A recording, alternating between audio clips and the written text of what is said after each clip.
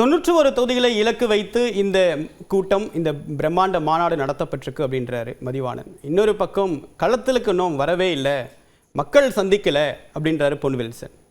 வடக்கு மாவட்டங்களில் கூட்டணியும் கம்யூனல் ஈக்குவேஷனும் அப்படின்றது தான் ரொம்ப வெற்றி தோல்வியை தீர்மானிக்கக்கூடிய அம்சமாக இருந்திருக்கு. பாமகவில் அண்மை காலமாக ஏற்பட்டு வரக்கூடிய மோதல் அப்படின்றது இது ஒரு வாய்ப்பா திமுக கருதுதா? கூட்டணி கட்சியான விடுதலை சிறுத்தைகள் இந்த வியூகத்துக்கான பின்னணியை எப்படி பார்க்குறீங்க? இல்லை, மரியாதைக்குரிய துணை முதலமைச்சர் உதயநிதி ஸ்டாலின் அவர்களுடைய இன்றைய உரை அப்படிங்கிறது ரொம்ப மிக முக்கியமான உரையாக நான் பார்க்கிறேன். முழுமையாக அந்த உரையை கேட்டேன். நான் முதலமைச்சர் உரை பாதி போயிட்டு இருக்கும்போது நம்ம இந்த அரங்கில் நம்ம அமர்ந்துட்டோம்.